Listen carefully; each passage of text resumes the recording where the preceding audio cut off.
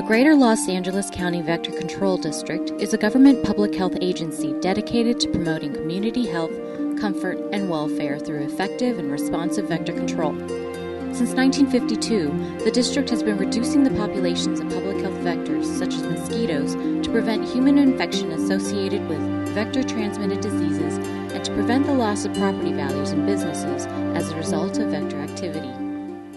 You may be asking yourself, what is a vector? A vector is any animal or insect which may cause harm or transmit diseases to humans or other animals. Vector control districts monitor and reduce populations of vectors and keep these diseases from spreading.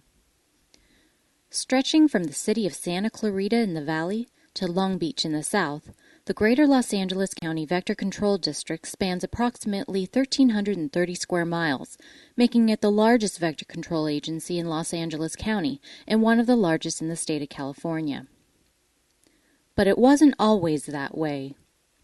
In the summer of 1951, merchants and citizens from the cities of Bell, Maywood, Huntington Park, and unincorporated LA County petitioned the County Board of Supervisors to form a special district to control mosquitoes emanating from the LA River. The Southeast Mosquito Abatement District was formed in January 1952 under the authority of the California State Health and Safety Code Sections 2000 through 2093. Over the years, the district grew to incorporate 34 cities within Los Angeles County and sections of unincorporated LA County. Services include control and abatement of mosquitoes, midges, and black flies, surveillance for mosquito abundance and vector-borne diseases, and public education on vectors and vector-borne diseases. In 1994, the name of the district was changed from Southeast Mosquito Abatement District to the Greater Los Angeles County Vector Control District.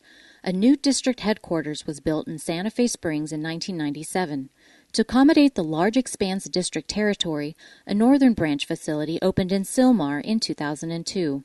Today, the district serves more than 6 million residents in the county. The district employs more than 60 full-time operations and administrative personnel. The permanent staff is supplemented by seasonal extra help workers during the busy summer mosquito season. A 35-member Board of Trustees representing 34 cities and areas of unincorporated LA County govern district operations by setting policy and establishing a yearly budget. District operations are funded through ad valorem property taxes and an annual per-parcel benefit assessment paid by county property owners. On June 14, 1996, the Board of Trustees adopted Resolution 96-7, which established a minimum assessment rate that shall not exceed $20 on any land use unit. The board may raise the benefit assessment within the $20 to meet the budgetary needs of the district. Did you know that mosquitoes are responsible for more human deaths than any other living creature? There are roughly 2,500 different species of mosquitoes worldwide, and 15 of them can be found here in Southern California. The Greater Los Angeles County Vector Control District is responsible for controlling mosquitoes and preventing mosquito-borne illnesses, so it is important to understand the biology and reproductive cycle of the mosquito. All mosquitoes must have water to complete their life cycle. Depending on weather conditions, mosquitoes can complete their entire life cycle in 7 to 10 days. They undergo a 4-stage life cycle starting with the eggs. Female mosquitoes first lay their eggs on the surface of stagnant water. These eggs will hatch into mosquito larvae, which feed on organic material in the dirty water. These larvae will eventually form into pupae, from which an adult mosquito will emerge in the final stage of metamorphosis. It is important to prevent the development of these mosquitoes to reduce their potential as a nuisance and, more importantly, carrier of diseases. Mosquito-transmitted diseases, which are of concern in Southern California, include St. Louis encephalitis, Western equine encephalomyelitis, West Nile virus, malaria, and dog and cat heartworm. Several species of mosquitoes that are found within the district boundaries can transmit these debilitating and sometimes fatal diseases to people and animals. West Nile virus is transmitted to humans, horses, birds, and other animals through the bite of an infected mosquito during blood feeding. A mosquito is infected when it bites a bird that carries the virus. That infected mosquito may bite another bird, animal, or human and pass along the disease. Fewer than 1 out of 150 people who are bitten by an infected mosquito get severely ill. In most cases, people who are infected do not even become sick or show symptoms. The virus, however, can, in rare cases, cause encephalitis and death. The mortality rate is 3 to 15% and varies depending on the age and health condition of the victim. The elderly are most at risk for severe forms of the disease.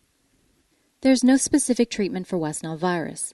In a serious case, an individual may be hospitalized to ensure good supportive care.